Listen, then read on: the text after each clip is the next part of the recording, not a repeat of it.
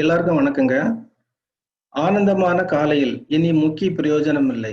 என்ன இது வித்தியாசமான தலைப்பா இருக்கேன்னு பார்க்க வேண்டாம். இது மிக மிக முக்கியமாக அனைவரும் தெரிந்து கொள்ள வேண்டிய ஒரு முக்கியமான விஷயம். காலை பொழுதில் கண்டிப்பாக மலச்சிக்கலை நீக்குவதற்கான ஒரு ஸ்டிமுலஸ் ஒரு தூண்டுதல் நமக்கு இயற்கையாவே இருக்கும். அந்த நேரத்துல உடனே மலம் கழிப்பது சிறந்தது.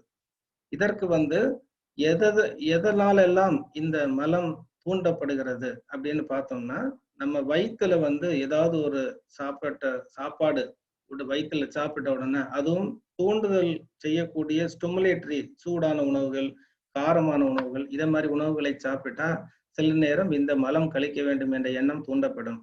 இன்னும் சிலருக்கு வயிற்றில் உள்ள உணவுகள் செரித்து அல்லது அரைக்கப்பட்டு அது இந்த பெருங்குடலுக்குள் தள்ளப்பட்ட பிறகு அது ஒரு தூண்டுதலை உண்டு பண்ணும். அப்படி இருக்கும் பொழுதும் சிலருக்கு மலம் கழிக்க வேண்டும் என்றும் தோன்றுகிறது. பெரும்பாலான இரிட்டபிள் பவல் சிண்ட்ரோம் போன்ற குடல் சம்பந்தமான நோய் உள்ளவர்களுக்கு இதை மாதிரி சாப்பிட்ட உடனே வெளியே போகணும் அப்படின்ற மாதிரி ஒரு பழக்கம் இருக்கும். இன்னும் நிறைய பேர் சாப்பிட்டாதான் காலையில் உணவு சாப்பிட்டாதான் இந்த மாதிரி மலம் கழிக்க போவாங்க. அந்த மாதிரி எல்லாம் பழக்கப்படுத்தி வச்சிருக்கிறாங்க. மூணாவது இந்த முன்னாளில் நாம் உண்ட உணவு இந்த அரைக்கப்பட்டு பின் செரிக்கப்பட்டு குடல் முழுவதும் பிரயாணம் பண்ணி இந்த ரெக்டம் என்ற இந்த பகுதியில் தேங்கி இருக்கும்.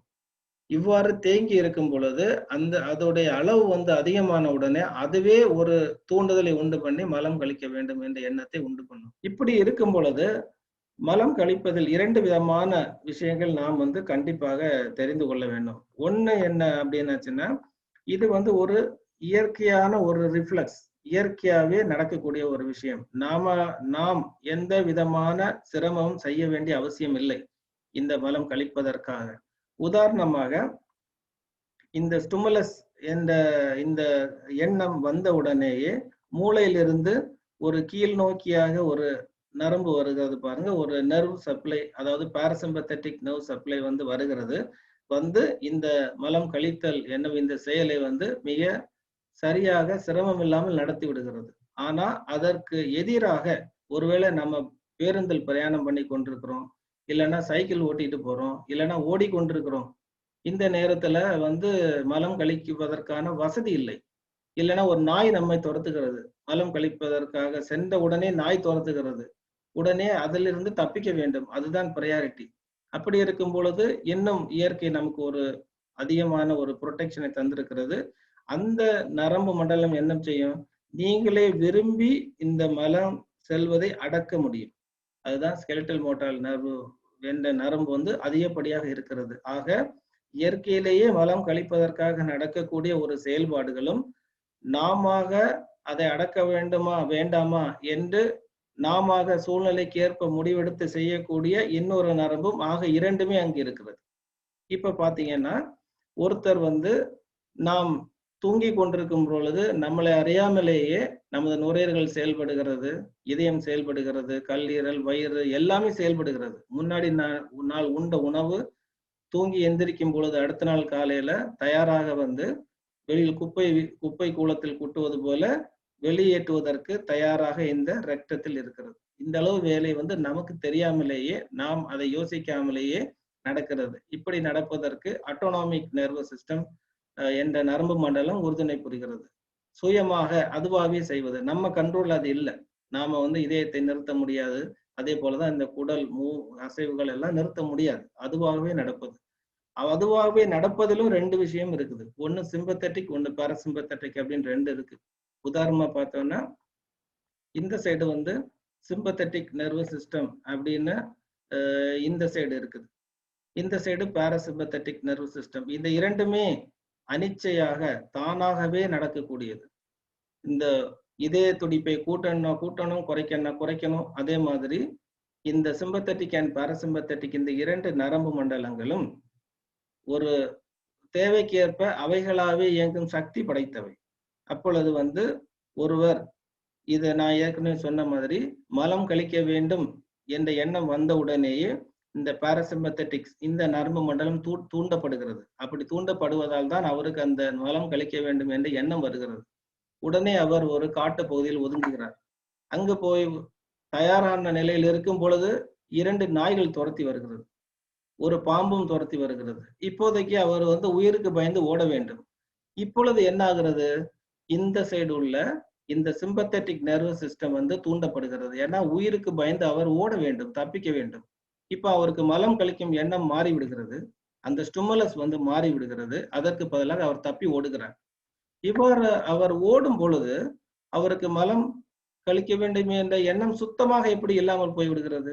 2 விஷயங்கள். ஒன்று, இந்த சிம்பத்தெட்டிக் நர்வஸ் சிஸ்டம் வந்து மலம் கழிக்க வேண்டும் என்ற எண்ணத்தை மாற்றி விடுகிறது. ஏன்னா இப்பொழுது தப்பி விடுவதுதான் முக்கியம். 2வது, அவருக்கே நான் கடந்த படத்துல சொன்னது மாதிரி அவருக்கு அதை கண்ட்ரோல் பண்றதுக்கான ஒரு வாலண்டரி, தானாகவே கண்ட்ரோல் பண்ணுவதற்கான ஒரு சக்தியும் இருக்கிறது. அது எப்படின்னா, அவர் ஓடும் பொழுது மூச்சை நல்லா இழுத்து நல்ல வேகமா ஓடுகிறார். இவ்வாறு செய்யும் பொழுது அவர் என்ன செய்கிறார்னா, ஆக்சுவலி முக்கி விட்டு ஓடுகிறார், முக்கி கொண்டு ஓடுகிறார், மூச்சை முழுவதும் அடக்கி கொண்டு ஓடுகிறார். இப்ப அது அப்படியே, அதனால் அவருக்கு மலம் கழிப்பது தடைபடுகிறது. அப்போ வந்து நாம் ரிலாக்ஸா இருந்தாதான் மலம் கழிக்க முடியும், முக்கினால் மலம் கழிக்க முடியாது அப்படிங்கறத நீங்க முதல்ல புரிஞ்சுக்கணும். அடுத்தது வந்து ஒரு காலையில வந்து இந்த மாதிரி கழிப்பறையில போய் அரை மணி நேரம் 1 மணி நேரம்லாம் உள்ள உட்காந்து முக்குன்னு முக்குவாங்க. அதுல வந்து 5 காசுக்கு பிரயோஜனம் இல்லை. ஏன்னா அவர் அப்படி முக்கும் பொழுது அங்கே நடப்பது என்னன்னா, இந்த சிம்பத்தெட்டிக் நர்வஸ் சிஸ்டம் தூண்டப்படுவதும் தானாக கட்டுப்படுத்தக்கூடிய அந்த நரம்பு மண்டலம் தூண்டப்படுகிறது. அப்படின்றப்ப இவர் வந்து நாய்க்கு பயந்து ஓடுறாரு இல்லைங்களா, அந்த செயலை இவர் டாய்லெட்ல உட்கார்ந்து பண்ணிட்டு இருக்காரு. இப்ப சொல்லுங்க, அவருக்கு வந்து மலம் கழிக்க முடியுமா முடியாதா? மலம் கழிக்க முடியவே முடியாது. ஏன்னா அவராவே இந்த சூழ்நிலையை உண்டு செய்கிறார். நாய்க்கு பயந்து ஓடக்கூடிய அந்த சூழ்நிலையை அவராவே உண்டு பண்ணி கொண்டிருக்கிறார் டாய்லெட்ல இருந்து. இப்ப அவருக்கு மலம் கழியாது. அதனால நாமாக முக்கும் பொழுது மலம் கழியவே கழியாது. சரி, அப்ப அதுக்கு என்ன பண்ணலாம் அப்படின்னு சொன்னாச்சுன்னா, இதற்கு வந்து தானாக முக்கப்படுவது அப்படின்னு ஒண்ணு நடக்குது. அதாவது நாம ரிலாக்ஸா இருந்தா கூட இந்த பாராசிம்பத்தட்டிக் நர்வஸ் சிஸ்டம் என்று சொல்லக்கூடிய மலம் கழிப்பதற்கான அந்த நரம்பு மண்டலம் தூண்டப்பட்டு அதுவே குடலை இறுக்கி கசக்கி பிழிந்து இதை கழிவை வெளியேற்றுவதற்கான அந்த முக்கப்படுதல் தானாவே நடக்கும்.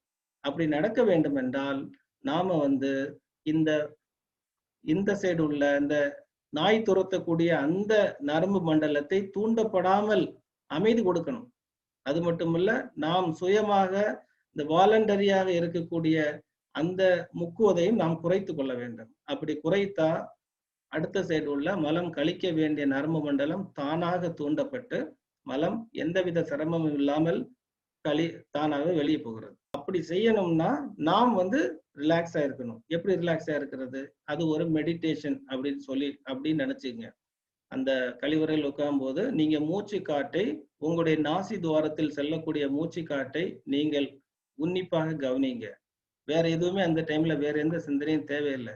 உன்னிப்பாக கவனித்துட்டு உடலை ரிலாக்ஸ் பண்ணணும், உடலை தளர்த்தணும். உடல் மசிலை தளர்த்தினீங்கன்னா தானாகவே அந்த முக்கப்படும் அந்த பாராசிம்பத்தட்டிக் ஆக்டிவிட்டி தானாக நடந்து ஒரு கழிவு வெளியேற்றுவதில் கூட ஒரு சுகமான ஒரு செயலாக மாறிவிடுகிறது. இதற்காக நிறைய மணிக்கணக்கில் வந்து உள்ள டாய்லெட்ல நேரம் செலவு செய்ய வேண்டாம், சிகரெட் குடிக்க வேண்டாம், எந்த விதமான மருந்துகளும் உட்கொள்ள வேண்டாம். இந்த எளிய பயிற்சியை செஞ்சுட்டோம்னா மலச்சிக்கல் இல்லாம நீங்க நேரத்தையும் விரயப்படுத்தாம போனோமா வேலை முடிச்சோமா வந்தோமான்னு நீங்க இருக்க முடியும். ஸோ இதற்கு உங்கள் உடம்பை நீங்கள் பழக்கப்படுத்த வேண்டியது மிக மிக அவசியம். ஸோ இது உங்களுக்கு பிரயோஜனமா இருக்கும்னு நினைக்கிறேன். மீண்டும் நம்ம அடுத்து வேறொரு முக்கியமான தலைப்புல மீண்டும் சந்திக்கலாம். என்னோடு இணைந்திருங்கள். நன்றி, வணக்கம்.